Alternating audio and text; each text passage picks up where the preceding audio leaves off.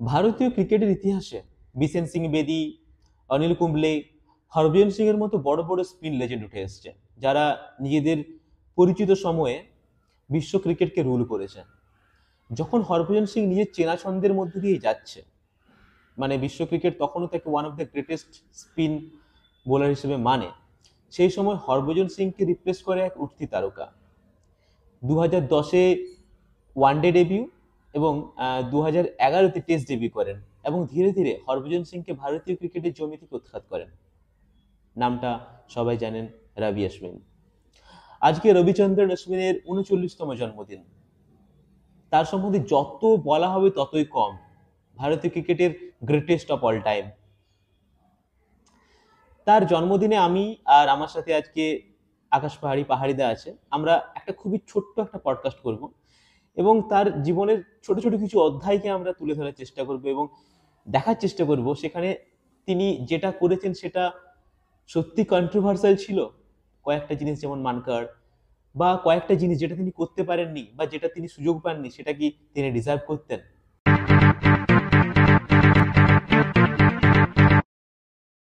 এইসব নিয়ে আজকে আমাদের একটি ছোট্ট পডকাস্ট ফাইনালি বাঙালিতে। সঙ্গে থাকুন। পাহাড়িদা, রবিচন্দ্রন অশ্বিনকে প্রথম কোথায় দেখো তুমি? প্রথম অনেকদিন আগের কথা, 2010-11 সময় প্রথম কোথায় নজরে পড়েছিল? হ্যাঁ, প্রথমেই বলে রাখি শান্তনু, তুই একটা খুব ভালো ইন্ট্রো দিয়েছিস এবং তোর এই ইন্ট্রো শুনে অনেকেই হয়তো মনে করতে পারে কেন আমরা রবিচন্দ্রন অশ্বিনকে গ্রেটেস্ট অফ অল টাইম বলছি। দেখুন, গ্রেটেস্ট অফ অল টাইম যে সবসময় একজনই হবে বা একটা লম্বা একটা রিচ হিস্ট্রি আমাদের ইন্ডিয়ান ক্রিকেটের, সেখানে আমরা একজনকেই ওই শিরোপাটা দেবো, সেটা তো সবসময় নাও হতে পারে। এটার মিনিং অনেকের কাছে অনেক অনেক রকমের হতে পারে। আমরা দুজনেই এবং আমার মনে হয় আমাদের মতো আরও অনেক ফ্যান্স আছে যারা রবিচন্দ্রন অশ্বিনকে গ্রেটেস্ট অফ অল টাইম বলে মনে করে। আমি তো অবশ্যই মনে করি স্পিন বিভাগে ভারতীয় ক্রিকেটে। যাই হোক, এবারে যেমনটা তুই প্রশ্ন করলি শান্তনু, রবিচন্দ্রন অশ্বিনকে আমি প্রথমে ডোমেস্টিক ক্রিকেটেই দেখেছিলাম, কিন্তু তখন কি না রবিচন্দ্রন অশ্বিনকে দেখা হতো প্রিডমিনেন্টলি একজন টি-20 বোলার হিসেবে বা লিমিটেড ওভার্স বোলার হিসেবে। তখনও অভিষেক হয়নি ওনার টেস্ট ক্রিকেটে, লাল বলের ক্রিকেটে। 2011 সালে হয়, যেমনটা তুই প্রথমে বললি। তারপরে আমি দেখি সিএসকেতে যখন ওকে ইন্টিগ্রেট করে, সেই সময় শ্রীনিবাসন ছিল, শ্রীনিবাসনের অ্যালাইজরা যারা ছিল, লক্ষ্মণ শিবরামকৃষ্ণন, উনি 80s ইন্ডিয়ার হয়ে খেলেছেন। উনি আশ্বিনকে দেখেছিলেন লোকাল ক্রিকেটে, তারপরে তামিলনাড়ু হয়ে ডোমেস্টিক ক্রিকেটে। তো তখন আমি আশ্বিনকে প্রথম দেখি ডোমেস্টিক ক্রিকেটে, প্লাস তারপরে আস্তে আস্তে যখন একটা দুটো করে ম্যাচে ওকে সুযোগ দেওয়া হতো আইপিএলে সেই সময়। কিন্তু তখন আমি আশা করি তোরও মনে আছে, তখন কিন্তু ওকে বেশিরভাগ ইউজ করা হতো পাওয়ার প্লে বোলার হিসাবে। তখন কিন্তু বিভিন্ন ফেজে, এখন যিনি লেজেন্ডারি স্ট্যাটাস পেয়েছেন এবং ইভলভ হয়েছেন অ্যাজ এ বোলার, তখন কিন্তু উনি প্রিডমিনেন্টলি একজন পাওয়ার প্লে বোলার ছিলেন, যেখানে তিনি পাওয়ার প্লেতে রান রাখার জন্য তাকে ব্যবহার করা হতো। ওনার ওই বিভিন্ন ব্যাটেল এগেনস্ট গেল, আশা করি তোর মনে আছে আইপিএলে, এবং গেল, সাঙ্গাকারা, এদের এগেনস্টে যে ব্যাটেলগুলো ছিল আইপিএল হোক বা ইন্টারন্যাশনাল ক্রিকেট, সেগুলো সবসময় আমাদের মাথাতে থাকবে। 2011-তে গেল বললে মনে পড়লো 2011 সেই গেল, ঠিক আছে, যেখানে হ্যাঁ, দানব বলা হতো। বিধ্বংসী গেল। সেখানে সবাই ভেবে নিয়েছিল যে একদম, একদম, এবারে তো আরসিবি চ্যাম্পিয়ন, এবং সেখানে একদম, গেলের একদম। সামনে পাওয়ার প্লেতে অশ্বিনকে বল দেওয়া, এবং আই থিঙ্ক কট বিহাইন্ড করেছিল না বোল্ড করেছিল? আই থিঙ্ক বোল্ড বোল্ড করেছিল। করেছিল, যাই হোক অনেকদিন আগের কথা। মানে ঠিকঠাক মনে, হ্যাঁ। এবং তখন কিন্তু চ্যাম্পিয়ন্স লিগ হতো শান্তনু, তোর মনে আছে আশা করি। মুম্বাই ইন্ডিয়ান্স দুবার জিতেছে, আই হোপ। তো দুবার জিতেছে, তাই হ্যাঁ না? হ্যাঁ হ্যাঁ, কে? মুম্বাই ইন্ডিয়ান্স। হ্যাঁ, হ্যাঁ, হ্যাঁ, মুম্বাই ইন্ডিয়ান্স দুবার জিতেছে। তোমার ওই হ্যাঁ, চেন্নাইও বোধহয় দুবার হ্যাঁ জিতেছে। হ্যাঁ হ্যাঁ, তো তখন সাউথ আফ্রিকাতে হতো আর ইন্ডিয়াতে হতো, এই দুটো দুটো জায়গাতেই হোস্ট জায়গাতে করা হোস্ট হতো। করা তো হতো। হ্যাঁ, ধোনি যেভাবে আশ্বিনকে ইউজ করেছিল ওই চ্যাম্পিয়ন্স লিগগুলোতে, স্পেশালি যেটা সাউথ আফ্রিকাতে হয়েছিল, দারুণ। মানে হ্যাঁ, তো আমরা এগোই আজকের পডকাস্টটা রবিচন্দ্রন অশ্বিনকে সেলিব্রেশন নিয়ে। তো হ্যাঁ, অনেকটাই পার্ট, এর অনেকটাই ক্রেডিট ধোনির উপর যায়, যেভাবে ও হেল্প করেছে অশ্বিনকে ইভলভ করতে অ্যাজ এ বোলার। কিন্তু হ্যাঁ, আমরা ওই ফেজটাতে আজকে বেশি ঢুকছি না, তো আমরা এগিয়ে যাব। তো শান্তনু, একটা জিনিস ঘটে, আমরা দেখি আইপিএল এর সময়, কয়েক বছর আগে জয়পুরে ম্যাচটা ছিল, তখন জস বাটলারকে রবিচন্দ্রন অশ্বিন নন স্ট্রাইকে মানকাট করে। তো এই বিষয়ে তোর কি মতামত? Was it fair or like some English and Australian legends say it was against the fair of play? দেখো, প্রথম কথা, অস্ট্রেলিয়া তো এসব নিয়ে কিছু বলারই দরকার নেই, ঠিক আছে, তারা অন্তত ফেয়ার ক্রিকেট নিয়ে কিছু না বলুক, সেটাই আমি আশা করবো অস্ট্রেলিয়ার দিক থেকে অ্যাকচুয়ালি। হ্যাঁ, সেকেন্ডলি যেটা তুমি বললে অশ্বিনকে দিয়ে, দেখো শুধু অশ্বিন নয়, মানকার আগেও হয়েছে, ঠিক আছে, যখন কপিল দেব 80s যখন খেলতে তখন কপিল দেব করেছিল, তারপরেও ধরো আরো প্লেয়াররা করেছে, কিন্তু সেগুলো নিয়ে হ্যাঁ অত বেশি যেমন সচিত্র সেনানায়ক একবার করেছিল আই থিঙ্ক, আমার ঠিকঠাক মনে হ্যাঁ নেই। হ্যাঁ হ্যাঁ অস্ট্রেলিয়াতে গ্যাবাতে। হ্যাঁ হ্যাঁ, ঠিক আছে। তো মানুষ সেগুলো নিয়ে বেশি কথা বলে না, ঠিক আছে, সেটা জাস্ট ও ওয়াও এরকম হুম ভাবে হুম আউট দিয়ে দিল বলে বেরিয়ে যায়। বেশিরভাগ সময় ইন্ডিয়ানদের ক্ষেত্রে এই জিনিসটা কেন হয় আমি বুঝতে পারি না। কারণ একটা কারণ হতে পারে যেটা ইন্ডিয়ান মিডিয়া, যে তুমি যদি ইন্ডিয়ানদের এগেনস্টে হ্যাঁ কিছু বলো অবশ্যই তাহলে সেটা ইন্ডিয়ান মিডিয়াতে ছড়িয়ে যাবে, প্রচুর বেশি কথা হবে, কারণ বাকি অনেক। যে কোনো নেশনের থেকে ইন্ডিয়াতে ক্রিকেট নিয়ে বেশি চর্চা হয়, মানে হিউজ বেশি, কোনো হুম তুলনা হুম হয় না। তো একদম তুমি একদম একদম। দেখবে বাইরের যত ক্রিকেট কমেন্টেটর যারা আছে তারা যে কোনো অন্য ম্যাচ হলো ইন্ডিয়ান, তুমি যদি বসে বসে দেখতে থাকো ম্যাচগুলো, ইন্ডিয়ান ক্রিকেটারদের নিয়ে কথা হয়, বিরাট কোহলি এইসব নিয়ে কথা হতেই থাকে ওদের, ঠিক আছে। তো এটা নতুন কিছু নয় কথা হওয়া ইন্ডিয়ান ক্রিকেটারদের নিয়ে। এবারে মানকাড্ডা যেটা হয়েছে সেটা যেহেতু রাবি অশ্বিন, যেহেতু সেটা ইংলিশ ব্যাটসম্যানকে করেছে সেই জন্য সেটা নিয়ে বেশি কথা হয়েছে। আর একটা জিনিস মনে হয় হ্যাঁ এবং আমি ম্যাচটা, হ্যাঁ এবং আমি একটু একটু হ্যাঁ বলো বলো। বলো তুমি বলো না। আমি একটু ইন্টারাপ্ট করি যে এটার আরো একটা কারণ হতে পারে রবিচন্দ্রন অশ্বিনের ক্যারেক্টার। হুম হুম এতটাই বেশি স্ট্রেট ফরওয়ার্ড, এতটাই উনি মুখের উপরে বলে হুম দেন। এখনকার দিনে আমরা অনেক লেজেন্ডারি ক্রিকেটারদেরকে দেখি বা যারা একটু স্ট্যাটাস পেয়ে যান তারা অনেক ডিপ্লোম্যাটিক হয়ে হুম যায়। আমি ওদের এগেনস্টে কিছু বলছি না, হয়তো অনেক কারণ থাকে, সোশ্যাল মিডিয়া, পলিটিক্যাল প্রেসার, অনেক কিছু থাকে, কিন্তু রবিচন্দ্রন অশ্বিন কিন্তু যথেষ্ট স্ট্রেট ফরওয়ার্ড। তুই দেখেছিস ওর টুইটগুলো, ও কিন্তু যথেষ্ট পরিমাণে প্লেয়ার্সদেরকে, জুনিয়র প্লেয়ার্সদেরকে হুম অ্যাপ্রিসিয়েটও হুম করে এবং ও যখন যেখানে স্ট্যান্ড নেওয়ার দরকার ও কিন্তু নেয়, সেটা যদি আইসিসি এর এগেনস্টেও হোক, বিসিসিআই এর এগেনস্টেও হোক, ও কিন্তু বরাবর ওটা করে দেখিয়েছে। হুম এই লিডারশিপ স্কিলগুলো কিন্তু অনেক কম ক্রিকেটারদের মধ্যে থাকে, আর থাকলেও ওরা সেটা সামনে আনে না, যে কোনো কারণেই হোক। সেটাই। হ্যাঁ যেটা বলছিলি তুই। না ওইটুকুই, যে আমার আরেকটা মনে হয় যে ওই সময় এত বেশি কথা হয়েছিল কারণ ম্যাচটা একটা খুব ইন্টারেস্টিং ম্যাচ ছিল একটা, আমার এখনো মনে আছে একদম একদম, মার্চের আর সেন্সিটিভ পর্যায়ে ছিল ম্যাচটা। মার্চের 26 তারিখ সম্ভবত ম্যাচটা ছিল, আমার একটা বিশেষ কারণে মনে আছে। যাই হোক, তো আচ্ছা আচ্ছা। ওই সময় ওই ম্যাচটা খুব ভালো মোড়ে দাঁড়িয়েছিল এবং জস বাটলার একটা একদিকে লোন ওয়ারিয়ারের মতো খেলে যাচ্ছিল, সেখানে থেকে আউট করে দেওয়াটা ওটা নিয়ে একটা বেশি কন্ট্রোভার্সি ছিল, নাথিং এলস, হ্যাঁ যেটা হ্যাঁ। নিয়ে বেশি কথা বলার আই আর থিঙ্ক যেটা রুল আর যেটা রুল বুকের সব ভিতরে থেকে আছে বড় সবচেয়ে কথা বড় যে কথা। হ্যাঁ, অবশ্যই সেটা সবসময় ফেয়ার ফেয়ার থাকবে। থাকবে, কিছু করার নেই।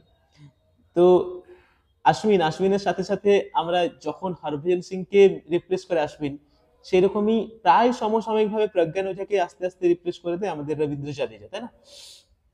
একদম। তো রবীন্দ্র জাদেজা শুধু প্রজ্ঞান ওঝাকে নয়, বিদেশের মাটিতে অ্যাওয়েতে আমাদের আশ্বিনকেও আস্তে আস্তে সরিয়ে দেয়। তো সেটা তার ব্যাটিং অ্যাবিলিটির জন্যই হোক, অবভিয়াসলি ব্যাটিং অ্যাবিলিটির জন্যই, বা টিমকে একটা আলাদা রকমের হ্যাঁ তার ফিটনেস, ফিল্ডিং সব দিক থেকে। হ্যাঁ ফিল্ডিং তো এফোর্ট হ্যাঁ। তোমার কি মনে হয় যে এটা আশ্বিনের জন্য আনফরচুনেট, কতটা আনফরচুনেট? অবভিয়াসলি আনফরচুনেট, বাট কতটা তার কেরিয়ারে কতটা প্রভাব ফেলতে পারতো যদি সে বিদেশের মাটিতে ওই ম্যাচগুলো পেতো? In terms of course in terms of stats তো অনেকটাই প্রভাব ফেলেছে, কারণ আমরা যদি মুথায়া মুরলীধরন বা সেন ওয়ান মানে তার কন্টেম্পোরারিজদের দেখি বিভিন্ন এরার, তাদের সাথে যদি আমরা কম্পেয়ার করি, কম্প্যারিজন হয় না প্রথম কথা। দ্বিতীয় কথা হচ্ছে যদি আমরা সেই সেন্সে যাই নিয়ে, তাহলে ওরা ফ্রন্টলাইন স্পিনার হিসেবেই সারাটা জীবন ওরা খেলেছে, ওদের ব্যাটিং এবিলিটি কি সেটা কখনোই দেখা হয়নি। এটা যদি আমরা বলি, রবীন্দ্র জাদেজার থেকে বেশি সেঞ্চুরিজ টেস্টে কিন্তু আশ্বিনের আছে 5খান। তো ওর হ্যাঁ অবশ্যই ডিক্লাইন করেছে ওভার দ্য ইয়ার্স, এবং জাদেজা যেভাবে নিজেকে প্রতিষ্ঠিত করেছে সেটা বলাই বাহুল্য, সবাই জানেন আপনারা। কিন্তু সেক্ষেত্রে আমাদের আশ্বিনকে আনফর্চুনেট এই কারণেই বলতে হবে, কারণ he plays for a team যেখানে 3জন মানে ফাস্ট বোলার এমন ছিল যারা নিজেদের দক্ষতায় যে কোনো সময় ম্যাচ বের করে দিতে পারতো, শামি, বুমরা এবং ঈশান্ত শর্মা। ঈশান্ত শর্মার কথা কিন্তু আমাদের ভুললে কখনোই চলবে আজকে না। বলবো উনি না। 100-র উপর টেস্ট ইন্ডিয়ার হয়ে খেলেছেন, উনি আমাদের ওয়ার্স্ট ফেজের মধ্যে ইন্ডিয়ান পেস বোলিংকে লিড করেছেন বুমরা এবং শামি আসার আগে। তো যেহেতু আমাদের কাছে ওই লাক্সারিটা ছিল 3জন কোয়ালিটি ফাস্ট বোলার খেলানোর, তো সেক্ষেত্রে আমরা একজন এক্সট্রা ব্যাটার বা রবীন্দ্র জাদেজা যে প্রিডমিনেন্টলি ব্যাটিং অলরাউন্ডার হয়ে যান বিদেশে, সেক্ষেত্রে আমরা সেই গেছি এবং তার ফলও আমরা পেয়েছি। সুতরাং আমরা দুঃখ পেলেও, আমাদের খারাপ লাগলেও, ওয়ার্ল্ড টেস্ট চ্যাম্পিয়নশিপের ফাইনালে লেজেন্ডারি বোলার আশ্বিন আমরা কখনোই দেখি না, আমরা ক্রিকেট ইতিহাসে কখনোই দেখিনি যে তার দেশের সর্বশ্রেষ্ঠ বোলার শুধুমাত্র কম্বিনেশনের কারণে একটা ফাইনালে খেলতে পারছে না। এটা যথেষ্ট আনফর্চুনেট, কিন্তু কিছু করার নেই এখানে। ওয়ার্ল্ড টেস্ট চ্যাম্পিয়নশিপ ফাইনাল বলতে মনে পড়লো 2013 চ্যাম্পিয়নশিপ ফাইনাল, লাস্ট ওভার। হ্যাঁ তো আমার এখনো মনে আছে যে ম্যাচটা আমরা সারাদিন বৃষ্টি হলো, তারপর আমরা হাল ছেড়েই দিলাম যে ম্যাচটা জিতবো, যেরকম ভাবে ব্যাটিং ডোবালো, বিরাট কোহলি একা দাঁড়িয়ে থাকলো, যাদের কিছুটা পারফরমেন্স দিয়েছিল। তো তারপর হাল ছেড়ে দিয়েছিলাম যে এখান থেকে ম্যাচটা জেতা সম্ভব। তারপর আবার সেই ইশান্ত শর্মা ম্যাচে ফেরালো, এবং লাস্ট ওভারে অশ্বিন, যতই সেখানে ট্রেডওয়েল আর ব্রড থাকুক, বাট অশ্বিন ইজ অশ্বিন, ওখানে লাস্ট ওভার সব দিন ভাইটাল। হ্যাঁ, আর সেখানে একটা ফিঙ্গার স্পিনার আমরা দেখেছি লাস্ট 10 বছরে দুটো নতুন বল আসার পরে ওডিআই ক্রিকেটে ফিঙ্গার স্পিনারদের ক্ষেত্রে কতটা কঠিন হয়েছে কাজ। এবারে বৃষ্টি সেখানেও বৃষ্টি অশ্বিন হয়েছে, এত বৃষ্টি হয়েছে, ইকোনমি। মাঠ ভেজা হ্যাঁ, ভেজা বলে। যতই হোক, মানে আমি কি বলছি, বল করার যে কোনো বোলারের ক্ষেত্রে সেখানে একটা বল করা কঠিন, মানে পেস বোলারদের জন্য কন্ডিশন হ্যাঁ, হয়তো শুট করতো কিছুটা, কিন্তু অবশ্যই অশ্বিনকে অবশ্যই। ওখানে বল দেওয়াটা, অশ্বিন মানে ওন অ্যাজ দ্য ম্যাচ, ওটা নিয়ে বেশি কথাবার্তা হয় না, জাস্ট ওই ধোনির ক্রেডিট দিয়ে বেরিয়ে যাওয়া হয় যে ধোনি তাকে নিয়ে এসেছিল, হ্যাঁ, অবশ্যই যোগেন্দ্র অবশ্যই অবশ্যই। শর্মাকে নিয়ে যতটা এসেছিল। ধোনির ক্রেডিট ততটাই তো অশ্বিনের অশ্বিনেরও ক্রেডিট ক্রেডিট, অবভিয়াসলি, যতটা মানে ধোনি তার বলটা থেকেও হয়তো বেশি, আলটিমেটলি, ততটাই তার থেকেও বেশি। হ্যাঁ বলটা হ্যাঁ হ্যাঁ আলটিমেটলি যোগেন্দ্র শর্মা অশ্বিনদেরই করতে হয়। হ্যাঁ, অবশ্যই অবশ্যই। এবং তোর যদি মনে থাকে, ও কিন্তু লাস্ট বলেও ইংল্যান্ড হ্যাড এ চান্স, হ্যাঁ হ্যাঁ হ্যাঁ, এক বলে এক 6 বলে রান 6 রান দরকার ছিল দরকার খুব ছিল, সম্ভবত। তো বলটা মিস হ্যাঁ, করে। তো এগেনস্ট এ স্পিনার, এটা হিস্ট্রি বলছে, ডেটা বলছে, এগেনস্ট এ স্পিনার তুমি যদি টেলেন্ডারও হও, তোমার 6 মারার বা 4 মারার চান্সটা বেড়ে যায়, সেটা যতই লেজেন্ডারি স্পিনার হোক না কেন। এবং ফিঙ্গার স্পিনারদের ক্ষেত্রে তো হয়, কিন্তু ও কিন্তু, তোর যদি মনে আছে, ও কিন্তু ওর অ্যাকশনকে থামায়, তারপরে কিন্তু বলের স্পেসকে কমায়। এর প্রত্যেকটাই কিন্তু ওর স্কিল। আমরা অশ্বিনকে কেন এত বেশি সেলিব্রেট করি, ওর স্মিথের এগেনস্টে ব্যাটেলগুলো, স্টিভ স্মিথ এই জেনারেশনের বেস্ট টেস্ট ব্যাটসম্যান, মার্নাস ল্যাবুশেনের এগেনস্টে ব্যাটেলগুলো, জো রুটের এগেনস্টে ব্যাটেলগুলো, ও যেভাবে ব্যাটসম্যানদেরকে সেট করে টেস্ট ক্রিকেটে, ওটা দেখার মতো ম্যাজিক্যাল। মানে আমি তো বলবো প্রত্যেকটা তরুণ যারা ক্রিকেটকে ভালোবাসছে বা ক্রিকেট দেখা শুরু করছে এখন, তাদের ওগুলো দেখা উচিত, ওখান থেকে শেখা উচিত যে কেন অশ্বিনকে আমরা এত, মানে তুই যেমনটা বলি গ্রেটেস্ট অফ অল টাইম বলি, বা আমরা এতটা বেশি ভালোবাসি, কারণ ওর যে এবিলিটি, ওর যে মানে ব্যাটসম্যানদেরকে সেট করার যে একটা মাইন্ডসেট, ওটা ওটা দেখে আমি ওর প্রেমে পড়ে গেছি। সেটাই। টেস্ট ক্রিকেট হোক, ওডিআই ক্রিকেট হোক, বা টি-20 ক্রিকেট হোক, টেস্ট ক্রিকেট, এটা নিয়ে খুব কম কথা বলা হয়, কিন্তু টেস্ট ক্রিকেট টেস্ট ক্রিকেটে দেখো, অশ্বিনের সঙ্গে যদি এখন স্পিনার হিসেবে তুলনা করতে, তাহলে আমার মনে হয় একটাই নাম আছে, সেটা নাথান লায়ন। অবশ্যই অফ স্পিনার দুজনই, অফ স্পিনার দুজনই দুনিয়ার হ্যাঁ যে কোনো জায়গাতে গিয়ে পারফরমেন্স দিয়েছে। তো এটা নিয়ে হ্যাঁ, বেশি আলোচনা করবো না, বাট তুমি জাস্ট দু লাইনে যদি তোমার পার্সোনালি কি মনে হয়, কাকে এগিয়ে রাখবে, কাকে কতটা এগিয়ে রাখবে, কাউকে তো পিছিয়ে রাখার জায়গা নেই। অবশ্যই, হ্যাঁ হ্যাঁ, অবশ্যই Netherland is also a legendary off spinner. উনিও অনেক জায়গায় খুব ভালো পারফরমেন্স করেছেন ইন্ডিয়াতেও।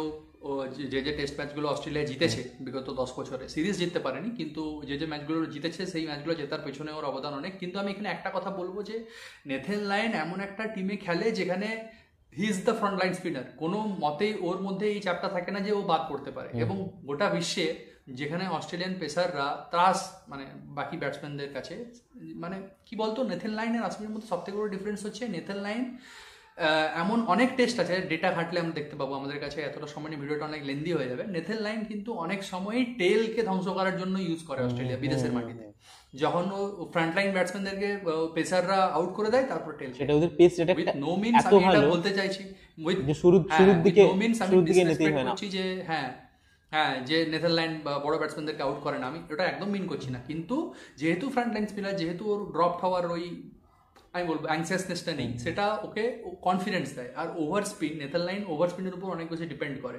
তো সেই কারণে মানে টেলেন্ডারদের যেহেতু এমনি টেকনিক্যাল ফ্লস থাকে, তো সেই কারণে টেলেন্ডারদেরকে উইকেট নিতে ওর খুব বেশি সুবিধা হয়। He is a world class bowler, no doubt about that, but আশ্বিনের কাছে যে কাজ আছে হাতের, এবং আশ্বিন যে পরিমাণে ট্যালেন্ট শো করে একটা ক্রিকেট পিচের উপরে, আমি তো at least as a cricket fan, এখানে কোনো বায়াসনেস নেই, অ্যাজ এ ক্রিকেট ফ্যান আমি নেদারল্যান্ডকে তার ধারে কাছে দেখি না। এবং তার প্রমাণ যদি অডিয়েন্সদের কাছে আমরা বলবো, তার প্রমাণ আপনারা ওর ওডিআই রেকর্ড এবং টি-20 রেকর্ড দেখলেই দেখতে পাবেন। আর লায়ন যদি এতটাই বড় স্পিনার হতো, অস্ট্রেলিয়া যদি ওকে এতটাই রেট করতো, তাহলে তো ওকে জাম্পার উপরে খেলাতো না ওডিআই ক্রিকেটে বা টি-20 ক্রিকেটে, খেলেনি না। এমন তো নয় যে ফিঙ্গার স্পিনারদের খারাপ সময় চলছে বলে লাস্ট 10 বছরে কোনো ফিঙ্গার স্পিনারই খেলেনি, এমন তো নয়, অনেকেই খেলেছে। আশ্বিন নিজে খেলেছে 2017 চ্যাম্পিয়ন্স ট্রফি অবধি, তারপরেও ওকে কামব্যাক করানো হয়েছে। তো that is not a reason. তো আমার কাছে আশ্বিন সবসময় উপরে থাকবে, for his skill, for his performance across the formats, and for his mindset. অবশ্যই Ashwin is far head for me. আচ্ছা, আমাদের প্রায় 15 মিনিট হয়ে গেল, আমাদের আরো কতগুলো টপিক আছে। যেরকম ধরো ওডিআই ক্রিকেট যখন বললে, তখন যেমন নাথান লায়ন সেখানে চান্স পায়নি, কিন্তু আশ্বিনও সেখানে নাথান লায়নকে, মানে অস্ট্রেলিয়া হয়তো সুযোগ দেয়নি, বাট আশ্বিনের থেকে কেড়ে নেওয়া হয়েছে ওডিআই ক্রিকেট লিমিটেড ওভারটা। হ্যাঁ, এটা কুলচা। এটা কতটা, হ্যাঁ কুলছে, এটা কতটা আনফেয়ার? কারণ আমি দেখছি যে অশ্বিন জাদেজা যেরকম টেস্টে রুল করছিল সেরকম অশ্বিন জাদেজা কিন্তু ওডিআই বা লিমিটেড ওভারেও রুল রীতিমতো রুল করছিল, কারণ তারাও ওই সময় দাঁড়িয়ে দেখলে যে বেস্ট স্পিন ডুও ছিল, ঠিক আছে। দিয়ে আস্তে আস্তে অ্যাকচুয়ালি আস্তে না, আমি বলছি তো শোনো, বল বল। মানে স্পিন ডুও ছিল, দেখো দুজনই তো কোয়ালিটি না, কিন্তু আস্তে আস্তে যখন গোটা ওয়ার্ল্ডে একটা একটা ঝড় এলো যে রিস্ট স্পিনার দরকার, রিস্ট স্পিনারদের একটা হঠাৎ করে রিস্ট স্পিনারদের একটা বাই উঠলো সবার মধ্যে। তো সেই সময় ইন্ডিয়াও কি করলো, যেরকম ভাবে হরভজন প্রজ্ঞান ওয়াজে রিপ্লেসড হয়ে গেছিল সেরকম ভাবে অশ্বিন জাদেজা ধীরে ধীরে রিপ্লেসড হয়ে গেল কুলচাকে দিয়ে। হ্যাঁ এবং তারপরে আবার কামব্যাক করা দুজনের, জাদেজা কামব্যাক করে লাস্ট অব্দি জীবনের খেলে গেছে, অশ্বিনও কিন্তু কামব্যাক করেছে, জাস্ট টিমের জায়গা হয়নি বলে হ্যাঁ সে থাকতে পারেনি। তো এই যে আমি বলছি না যে আনফরচুনেট ব্যাপারটা, বাট এটা কতটা অশ্বিনের জন্য কতটা লেজেন্ড হলে এইরকম একটা স্পিন ডুওকে রিপ্লেস করে আবার ব্যাক আসতে পারে, সবার ক্ষেত্রে কি সম্ভব ছিল? আমি আবারও আসবো, ওর ক্যারেক্টারিস্টিক্স এর পেছনে। তো মানে ওটা মনে করো কত স্কিল সেট সে নিজের মধ্যে ঢুকিয়েছে বলো, কতটা স্কিল সেট নিজের হ্যাঁ, মধ্যে এবং ঢুকিয়েছে হি ইজ একটা সো লাইফের হাম্বল এরকম একটা এন্ড জায়গাতে এসে। কতটা অ্যাকসেপ্টেন্স, অবশ্যই এতটা অ্যাকসেপ্টেন্স থাকলে এত বড় লেজেন্ডারি বোলার, কতটা পরিমাণে অ্যাকসেপ্টেন্স মানে ওই পাওয়ারটা থাকলে ও এটা মেনে নিতে পারে। অনেক অনেক আমি জানি, অনেক বোলারদেরকে আমি দেখেছি, অনেক ক্রিকেটারদেরকে দেখেছি যারা এটা মেনেই নিতে পারতো না, কিন্তু ফর দ্য টিমস কজ ও কিন্তু লজিকটা বুঝেছে। বিরাট কোহলি এবং রবি শাস্ত্রী ওকে যেভাবে বুঝেছিল, ও কিন্তু বুঝেছে লজিকটা, যে না এই সময়ে যেভাবে ওডিআই ক্রিকেট টি-20 ক্রিকেট এগোচ্ছে সেখানে রিস্ট স্পিনারদের অবশ্যই ভ্যালু আছে। ওডিআই ক্রিকেটে স্পেশালি যেহেতু দুটো বলে খেলা হচ্ছে, যেহেতু 10 থেকে 40 নম্বর ওভার অব্দি 4টে ফিল্ডার মাত্র বাইরে থাকবে, তো সেখানে রিস্ট স্পিনার যদি আমরা খেলাই উইকেট নেওয়ার চান্স বেশি থাকবে। আর পিচের অবস্থা যেখানে যেখানে সবাই 300-350 করে রান মারছে, সেখানে অবশ্যই যাদের কাছে কোয়ালিটি রিস্ট স্পিনার থাকবে তারা এক্সট্রা এজ পাবে। এই জিনিসটা যে ও বুঝেছে, এই জিনিসটাকে যে অ্যাকসেপ্ট করেছে এবং মুভ অন করেছে নিজের কেরিয়ারের সাথে। ও ডোমেস্টিক ক্রিকেটে ওই সময়ে প্রচুর প্রচুর টুর্নামেন্ট খেলেছে, ও রঞ্জি ক্রিকেট খেলেছে, ও তোর কি বলে হোয়াইট বল ক্রিকেট খেলেছে, নিজেকে প্রুভ করার জন্য যে না, ওর মধ্যে ওই মেন্টালিটিটা সবসময় ছিল যে না, I am still the best, I can still come back to the team. এই ব্যাপারটাই তো অনেক প্লেয়ারদের মধ্যে আমরা দেখতে পাই না এই আইপিএল চলে আসার পরে। তো অবশ্যই আমি একটা আনফর্চুনেট বলবো না, that was the right call at the right time. আমরা এমনিতেও ডমিনেট করতাম বাইলেটারাল সিরিজে, তখন নিচে এসে যাওয়ার পরও ডমিনেট করেছি, এমন নয় আমরা আইসিসি ট্রফি জিতেছি, কিন্তু আমি এটাকে খারাপ কল বলবো না। কিন্তু ওই যে অ্যাকসেপ্টেন্স পাওয়ারটা, ওই যে হাম্বলনেসটা অশ্বিন ওই সময় দেখিয়েছে, I salute him for that. Ashwin নিয়ে বলতে গেলে আমার আমার আরো একটা জিনিস মাথায় আসে তো অনেক কিছুই, কারণ আমরা এত কিছু নিয়ে ডিসকাস করতে পারি না। যেমন একটা ভাইটাল জিনিস হচ্ছে ক্যাপ্টেন্সি। অশ্বিন কি ক্যাপ্টেন্সি ডিজার্ভ করতো না? কারণ যে সময় ধরো ধোনি সরে গেল, তারপর বিরাট কোহলি, একটা টাইমে বিরাট কোহলি ক্যাপ্টেন্সি নিয়ে কথা হচ্ছিল, টেস্টে হয়নি, বাট যখন বিরাট কোহলি আনঅ্যাভেলেবেল ছিল আর কি, ধরো ওই সময় একটা বিরাট কোহলি কি টেস্টে আনঅ্যাভেলেবেল ছিল as a captain? I don't think. হ্যাঁ হ্যাঁ, টেস্টে আনা হচ্ছে যখন আজিঙ্ক্য রাহানে হলো হ্যাঁ না, হ্যাঁ হ্যাঁ, বিদেশে ওই অস্ট্রেলিয়ার ঠিক মাটিতে। ঠিক ওই সময়টাতে কারেক্ট। হুম তো ওই সময়টাতে যখন আজিঙ্ক্য রাহানেকে পুনরায় আবার ক্যাপ্টেন্সি দেওয়া হলো, তো হুম। সবাই কথা বলছিল যে অশ্বিন কেন নয়, কারণ that is the perfect in fact time. এখনো India's official test vice captain is Jasprit Bumrah. Bumrah সেই, কারণ অশ্বিন কেন হ্যাঁ নয়? অশ্বিন কেন নয়? যখন রোহিত শর্মাকে ভাইস ক্যাপ্টেন করে, রোহিত শর্মাকে তোমার ক্যাপ্টেন করা হলো, ওই সময় অনেকে কথা বলেছিল যে হোয়াই নট অশ্বিন, টেস্টে অশ্বিন কেন নয়? এখানে আমার একটা ভালো পয়েন্ট মাথায় আসে যে কারণ আমরা সব জায়গায় অশ্বিনকে, যেটা আমরা একটু আগে কথা বলছিলাম যে বিদেশের হ্যাঁ মাটিতে হ্যাঁ আমরা অশ্বিনকে হ্যাঁ। দেখতে পাবো না, তো একটা ক্যাপ্টেন হবে হুম। যে বিদেশের মাটিতে দেখতে পাবো না, বিদেশের মাটিতে আলাদা ক্যাপ্টেন, হঠাৎ করে আলাদা ক্যাপ্টেন হয়ে যেতে পারবে, দেশের মাটিতে আলাদা ক্যাপ্টেন হবে। হ্যাঁ তো আই ডোন্ট থিঙ্ক যে সেটার জন্যই হয়তো তাকে ভাইস ক্যাপ্টেন বা হ্যাঁ হ্যাঁ। ভাইস ক্যাপ্টেন করা যেত হয়তো, বাট হ্যাঁ, ধরো যদিও এটা লজিক্যাল, তুই সেন্সটা যেটা বললি অবশ্যই ভালো পয়েন্ট আউট করলি, পয়েন্টটা লজিক্যাল, কিন্তু ইন্ডিয়ান ক্রিকেটে সবসময় লজিক্যাল জিনিস দেখা যায় না, যেমনটা অশ্বিনের ক্ষেত্রে দেখা যায়নি টি-20 ওয়ার্ল্ড কাপে। ওকে স্কোয়াডে ফেরত আনার পরেও ওকে কিন্তু বেঞ্চে রাখা হয়েছিল, এন্ড বরুণ এটা চক্রবর্তী ওটা played নিয়ে over তো him। বরুণ এর চক্রবর্তীকে থেকে বড় ডিসরেসপেক্ট কিছুই হয় না একটা লেজেন্ডকে, তুমি তাকে কামব্যাক করিয়ে এনে বেঞ্চে বসিয়ে রাখছো, তাকে সুযোগ দিচ্ছ না, এর থেকে বড় ডিসরেসপেক্ট কিছুই হয় না, যতই তোমার কাছে মিষ্টি স্পিনার থাকুক। তুমি একটা 2021 রিজন বেঁচে। World cup. এবং আমি আরেকটা জিনিস পয়েন্ট আউট করতে চাই, অনেকেই ধোনিকে অনেক কিছু জিনিস নিয়ে পাওয়াতে, I love Dhoni, I respect him as much as I do other legends, you know that. But সেই সময় আমরা যদি মনে করে দেখি, সেই সময় কিন্তু ইন্ডিয়ান ক্রিকেট টিমে 2 মাসের জন্য মেন্টর করে আনা হয় MS ধোনিকে, এবং সেই টিমের ক্যাপ্টেন বিরাট কোহলি হলেও মেন্টর কিন্তু ধোনি ছিলেন। উনি কিন্তু চাইলেই এই কলটার উপরে ওভাররুল করে অশ্বিনকে আনতে পারতেন। সো সবসময় সবাই ঠিক হয় না, আমাদেরকে এটা মানতে হবে। যাই হোক, আজকে প্রায় 20 মিনিটের একটা পডকাস্ট হয়ে গেল, আমরা আরো অনেক জিনিস নিয়ে কথা বলতাম। হয়তো ভবিষ্যতে অশ্বিনের তো শেষ নেই, যখন লাইফে শেষের দিকে গিয়ে যাবে, আরো অ্যাচিভমেন্ট আরো রেকর্ডস বা আরো স্ট্যাটস বা আরো মাইলস্টোন অ্যাচিভ করবেন, তখন আমরা আরো ভিডিওস বানাবো এবং সেখানে আরো অনেক অনেক টপিক আছে। অশ্বিনকে নিয়ে বলার কোনো শেষ নেই, যেটা আমি শুরুতেই বললাম যে the greatest of all time.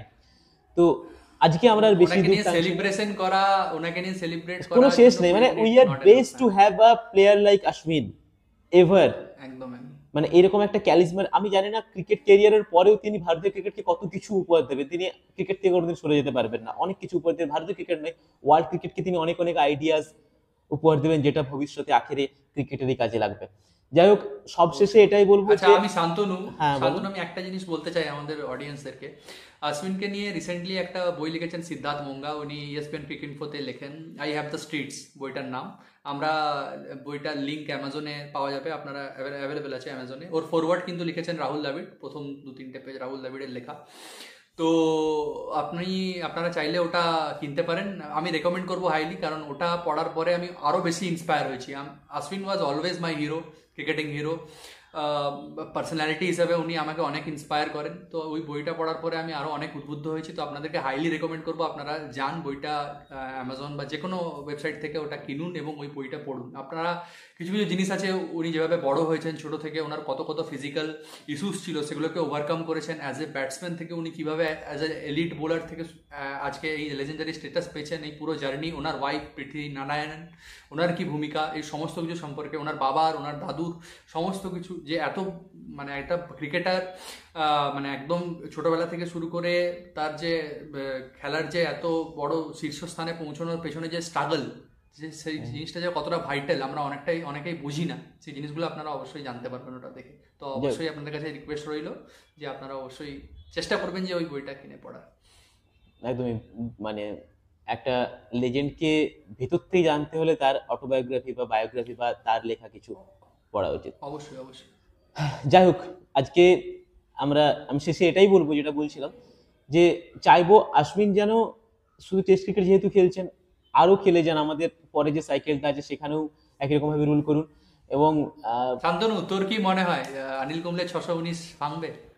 I think so, ভেঙে যাবে। কারণ অশ্বিনের স্পিনারদের বয়স হয় না, যেটা জানি, স্পিনারদের বয়স হয় না। আর অশ্বিনের তো রঙ্গানা Herat played till 42 I think. Ashwin তো আরো বেশি খেলবে আই থিঙ্ক, কারণ অশ্বিনের একটা he deserves. অ্যান্ড তুমি যদি দেখো ডোমেস্টিক ক্রিকেটে এখনো কিরকম ভাবে পারফরমেন্স দিয়ে যেখানে যাচ্ছে সেখানে নিজেকে নতুন নতুন ভাবে আবিষ্কার করছে। সো একদম একদম। Hope for the best. যাই হোক, Obviously. তো আজকে আমাদের রবিচন্দ্রন অশ্বিনের জন্মদিন নিয়ে একটা ছোট্ট করতে গিয়ে অনেক বড় একটা পডকাস্ট হয়ে গেল। সবশেষে এটাই বলবো যে অশ্বিন আরো মাইলস্টোন ছুঁয়ে ফেলুক, আমাদের আরো গর্ব অনুভব করান, এবং চাইবো আরো ভবিষ্যতে আরো কিছু পডকাস্ট বানাতে অশ্বিনকে নিয়ে। আজকের জন্য এতটাই। শুভ জন্মদিন Ravichandran Ashwin, you are a legend. Happy birthday. Yes. Happy birthday. তো ফাইনালি বাঙালিতে আপনাদের সবাইকে আরো একবার ধন্যবাদ আমাদের আরো একটি পডকাস্ট উপভোগ করার জন্য। আরো একদিন দেখা হবে। নমস্কার।